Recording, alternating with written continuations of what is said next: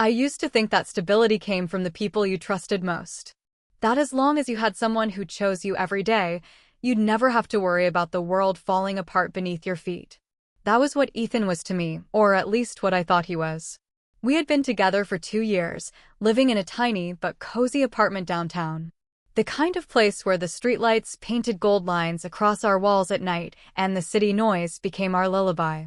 He'd hold me from behind while I brushed my teeth, kiss the top of my head, tell me I was his favorite part of every day. He used to say I was his only one. His last first love. His future. Ava was the sister I never had. We met in college, two stubborn, ambitious girls who clicked instantly. She was bold, captivating, the type who walked into a room and made everyone tilt their heads. I was quieter, more grounded, the one who made sure we always got home safe. She was my adventure. I was her anchor. Or so I believed. The three of us had become a little trio. Movie nights, brunches, birthdays, everything felt seamless. I used to smile when I saw them laughing together. It felt like two halves of my life, perfectly fitting. I genuinely thought I was lucky. But slowly, those perfect seams started to loosen. It began with small things. Ethan would cancel our date nights, barely looking up from his phone. He'd say he was exhausted. That work was draining him. But I'd wake up at 2 a.m. and find the bed empty, hear him whispering in the hallway. When I walked out, he'd jump, lock his phone, claim he was just checking emails. Then there was Ava. She started being distant. Not clearly, just enough to make me feel crazy for noticing. She'd skip our weekly girls' nights. She suddenly had things to do whenever I invited her over. And the way she spoke Ethan's name, softer, careful, like it was fragile, it set off alarms I kept silencing. One evening, I came home early. A migraine had kicked me out of work. When I opened the door, the apartment was dark except for a dim kitchen light. I heard their voices before I saw them, hushed but urgent. "You have to tell her," Ava whispered. "I will," Ethan murmured. "Just not yet." My heart hammered against my ribs. I stepped into the kitchen. They stood only a breath apart. Their faces snapped toward me, panic flashing through both of their eyes. Ava stumbled over a greeting. Ethan dropped his gaze entirely. "What's going on?" I asked. My voice didn't sound like mine. They traded a look, the kind that didn't belong between best friends and boyfriends. The kind that held secrets. Ethan walked toward me, placing a hand on my shoulder. It felt wrong. Foreign. "Nothing," he said. "We were just talking about your birthday. 2 months away." A lie so bad it tasted like poison. I smiled anyway. Because that's what you do when you want so badly to believe you're safe. You pretend the cracks are hairlines, not fault lines ready to shatter you. Later that night, while Ethan slept peacefully beside me, I stared at the ceiling and wondered how love could feel warm and cold at the same time. How a best friend's hug could suddenly wrap like thorns around your ribs. I brushed my fingers over Ethan's hand, the same one that used to reach for me like I was the only thing he needed. But now, it felt borrowed. Like it belonged to someone else already. And deep in my chest, a quiet voice whispered, "Something is wrong. And soon, you won't be able to ignore it anymore." The days after that night were filled with a strange, heavy silence. The kind that doesn't scream, it just lingers, suffocating slowly. Ethan kept his phone close, face down, like it was a lifeline he couldn't risk losing grip of. And every time he smiled at a notification, something inside me wilted. Ava, on the other hand, tried too hard. She'd text me constantly. "Miss you. Let's hang soon. Everything okay? You've been quiet." "Ethan told me you're stressed. Wanna talk?" Her concern felt fake, rehearsed lines from a play I didn't audition for. One afternoon, I found a receipt in Ethan's jacket while doing laundry, a fancy rooftop restaurant neither of us could afford right now. 2 glasses of wine. A dessert for 2. A date. When I asked, he didn't even blink. "It was a work meeting," he said. "Client insisted." A coworker named Ava, right? But I kept quiet. Because people in love don't want proof, they want reassurance. Then came the night everything snapped. Ethan said he had late meetings again. He kissed my forehead, promised to bring takeout home after. I tried to swallow the dread, but my heart felt like it was trying to warn me with every beat. Hours passed. Midnight approached. No texts. No calls. I grabbed my coat and decided to walk, anything to not sit still and drown in my own thoughts. The city was loud around me, but my head was louder.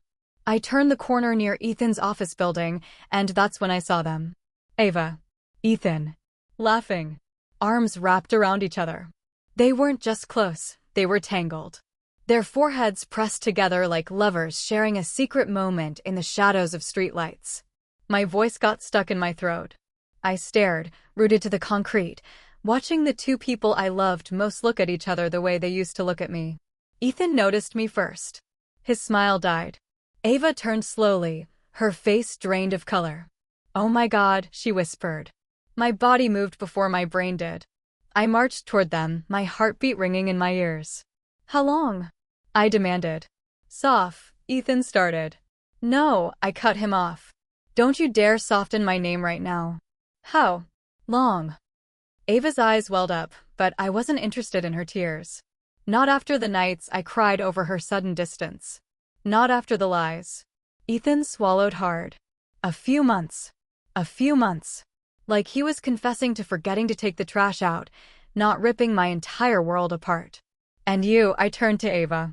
"You told me everything was fine. You let me trust you." She reached out as if her touch could erase betrayal. "I never wanted to hurt you." "But you did," I said, stepping back. People around us pretended not to stare, but heartbreak like this is a spectacle.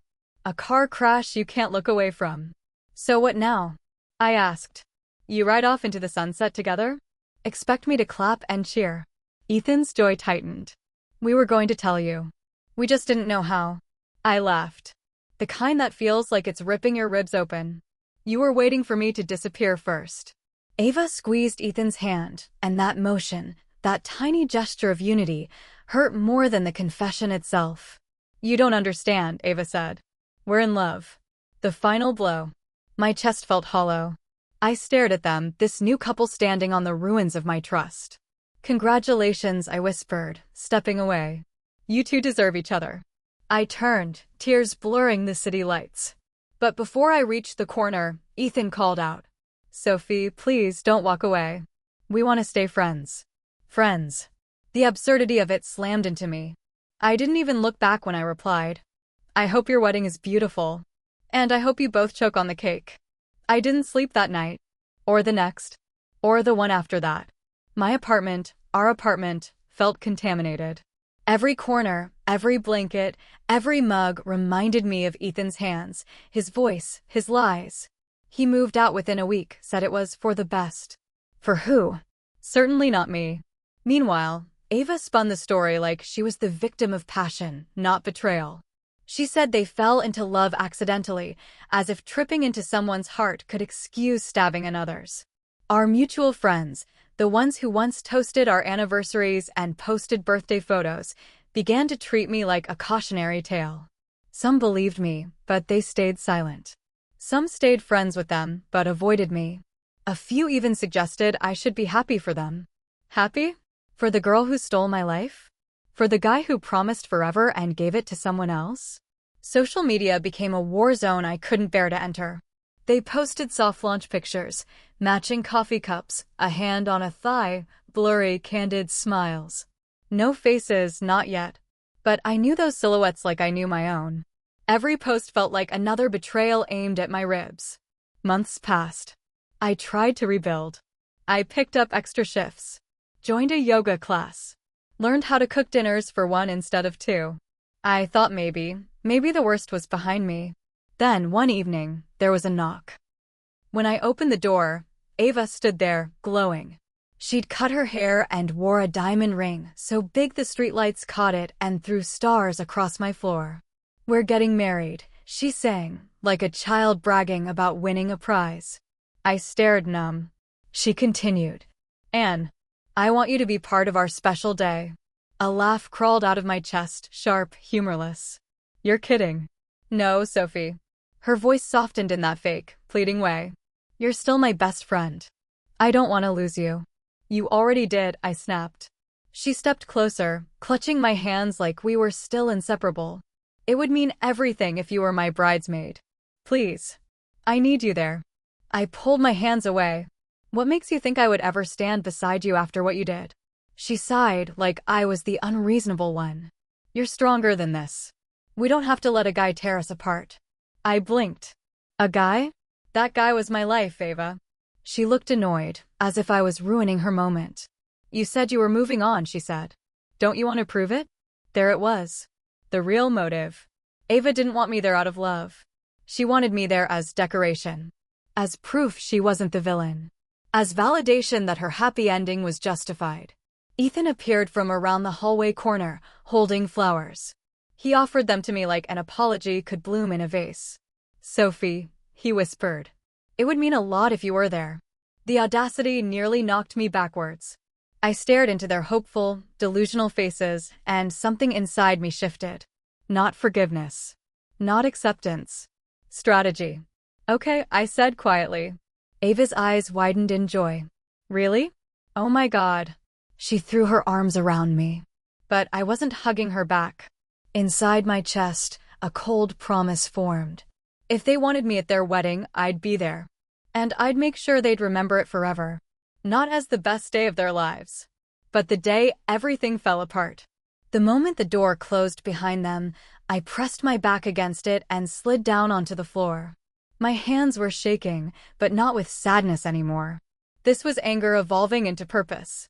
For weeks, Ava sent me bridesmaid Pinterest boards and voice notes filled with wedding updates. I responded politely, always the supportive friend, on the surface. Behind the mask, I was sharpening the blade. Wedding planning became my battlefield. I attended dress fittings where Ava twirled in lace and tulle like a princess in a fairy tale, forgetting she stole the castle. Every compliment I gave her tasted bitter, but I spoke them anyway. Because she couldn't suspect a thing. Meanwhile, Ethan avoided eye contact with me every time I entered the room. Good. Guilt looks better on him than love ever did. But there was something else too. Nervousness. Restlessness. Like he was hiding a second fire under his first lie. I noticed the late-night messages again, notifications lighting up his phone while he excused himself from the table to take important calls. Ava, blinded by her dream wedding, didn't notice. But I did. I noticed everything now. One night after a bridesmaid dinner, he left his phone unattended when he stepped outside to talk to a waiter about the bill. It lit up with a name I didn't recognize. See you tomorrow, Babe Redheart. Babe. My stomach twisted, a sick mix of déjà vu and vindication. I memorized the number. Come on, I whispered to myself, scrolling deeper. There were messages, dozens, all recent. She's so busy with wedding stuff, she won't notice. I miss you. I hate lying to her, but it's only temporary. You're the one I really want. Ava wasn't his prize. She was just another stepping stone in his path of destruction. And he was already planning his next move. When Ethan returned and saw me near his phone, he stiffened. You okay? He asked, too calm. I smiled, the kind of smile that hides every evil plan behind perfect teeth. Just thinking how happy I am for you both. He studied me for a long second. He knew something wasn't right. But he didn't know what. Not yet. Later, when Ava dropped me home, she hugged me tightly. I'm so lucky to have you, she whispered. Lucky. The irony burned.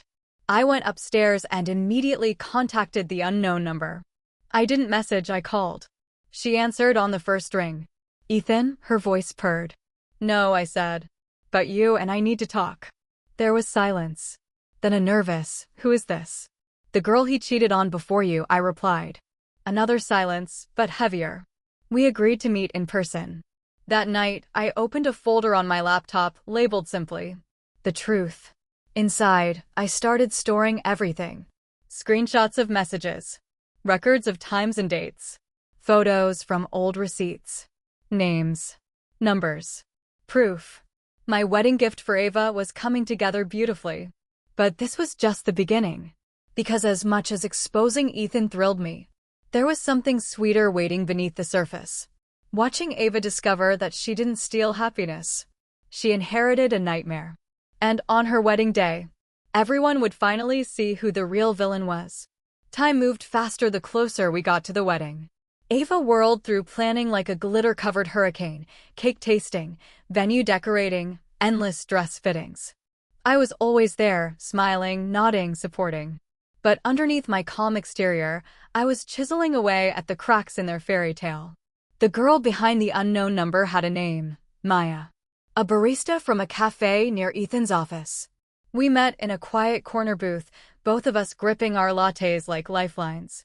She was sweet, soft-spoken, with eyes that flickered between heartbreak and rage. "I didn't know about Ava," she said, voice trembling. "He told me he was single and healing from a toxic ex." A toxic ex. Me. The irony wasn't even funny anymore. Maya shared everything she had, voice notes, location pins, selfies, all time-stamped while Ava thought Ethan was at work. He really was consistent in his betrayal. We promised to keep each other updated. Because if Ethan thought he could juggle women forever, he was about to learn he wasn't charming, he was predictable. Meanwhile, Ava was oblivious. She dragged me to floral shops and hair trials, treating me like her emotional support trophy. She gushed about how Ethan was finally everything she ever dreamed of. How love had found its way home. If only she could see that home was actually a house of cards. Then came the bridal shower, a sparkling, champagne-fueled display of fake perfection. Ava gave a speech thanking me for never letting anything come between us. Her guests clapped. I nearly choked on my drink. But the more I watched them together, the more I saw tension. Secret arguments. Forced smiles. Ethan pulling away from her touch when no one was looking. He wasn't in love. He was trapped and desperate to escape before vows locked the cage. And that made him sloppy. One evening, I followed him after a suit fitting. He didn't go home. He didn't go to Maya either. He walked into a hotel, holding hands with a third woman. Blonde. Elegant. Not Ava. Not Maya. Not me. Ethan wasn't just a cheater, he was a collector. A narcissistic parasite feeding off attention and adoration from anyone who'd give it. I filmed them walking in together. Another file dropped into the truth folder. By the week of the wedding, I had enough evidence to shatter Ava completely, but something inside me shifted. This wasn't just revenge anymore. This was justice. Ava had hurt me, yes. But Ethan? He was hurting everyone. Maybe Ava deserved to learn the truth in a way she'd never forget. Maybe every lie Ethan ever told needed to explode in front of the world that believed he was a perfect groom. So when the wedding morning finally arrived, I didn't just zip up my bridesmaid dress. I holstered a weapon made of screenshots, recordings, and secrets. Ava twirled in her gown, beaming into the mirror. "Do I look happy?" she asked. I met her eyes in the reflection. "You look like someone about to find out who she's really marrying." She laughed, thinking I was joking. But she had no idea. None of them did. By sunset, the truth would burn brighter than the fairy lights decorating the venue. And nothing, not love, not lies, not vows, could stop what was coming. The venue looked like a dream, golden lights strung between tall oak trees, candles lining the aisles, soft music floating through the evening air. People smiled and took photos, completely unaware that they were standing on the edge of a disaster waiting to detonate. I stood with the bridesmaids, clutching my bouquet like it was a detonator. Ava looked ethereal, lace hugging her waist, her veil trailing like a river of snow. She kept grabbing my hands, whispering, "This is the happiest day of my life." I almost felt bad knowing that sentence wouldn't survive the next hour. During the ceremony, Ethan looked nervous, too nervous. He kept wiping his palms on his suit, glancing at the entrance like he expected someone else to arrive. Maybe Maya. Maybe the blonde woman. Cheaters often fear their ghosts showing up. When the vows began, I watched Ava promise forever to a man who specialized in temporary affection. Her voice cracked from emotion. She meant every word. Ethan's turn. He choked. Stumbled. Sweat glistened at his hairline. I vow to always, he paused, throat tight. His eyes flicked to me. He knew. I smiled slow and silent, the smile of someone holding the truth like a blade behind their back. When the officiant finally pronounced them husband and wife, applause erupted. Ava kissed him like everything in her world had finally aligned. And as I watched, something in my chest twisted painfully, not jealousy, not longing. Grief for the person I used to be. The reception began, glittering, joyful chaos. Guests clinked glasses, danced, toasted new beginnings. Ava floated from table to table, radiant. Then the DJ tapped the mic. Time for speeches. My turn. I walked up to the stage, my heels clicking against the polished floor. Every eye shifted to me. I took the microphone and breathed in the silence. Ava, I began softly, looking right at her. You have always been someone who believed in fairy tales. She smiled and Ethan tensed. You believe in love that is pure and loyal. I paused, choosing my words with surgical precision. And you believe the person standing next to you feels the same. A murmur rippled through the crowd. Ethan stepped forward. Sophie, don't worry, I said, cutting him off with a gentle calm that made him freeze. I brought a slideshow to help tell our story. The screen behind me flickered to life. First image. Ethan and Maya's text thread. Gasps. A hush fell. Second image. Ethan at the hotel with the blonde. Ava's mouth dropped open, pale as her dress. I delivered the final blow. Videos. Timestamped. Undeniable. Ethan lunged forward, trying to yank cables, but groomsmen held him back as shouts erupted around us. Sophie, what are you doing? Ava screamed, tears streaming down her face. Saving you, I replied. He didn't just cheat on me. He cheated on you. And even now, he's still cheating. Ethan broke free, voice cracking. It's not what it looks like. It always is, I said. Ava's sob turned into a scream. She ripped off her ring and hurled it at Ethan, the tiny diamond skittering across the floor like a shattered promise. You told me she was the only mistake, Ava cried. You told me I was the one. He stared at her, defeated. You were just so naive. You were probably going to be easy, and even maybe it could have become something more. There it was, the truth he could never hide. The room descended into pure chaos, chairs scraping, accusations flying, Ava collapsing into her mother's arms. I walked toward the exit as the fairy lights flickered behind me, a universe burning down. Like and subscribe for more.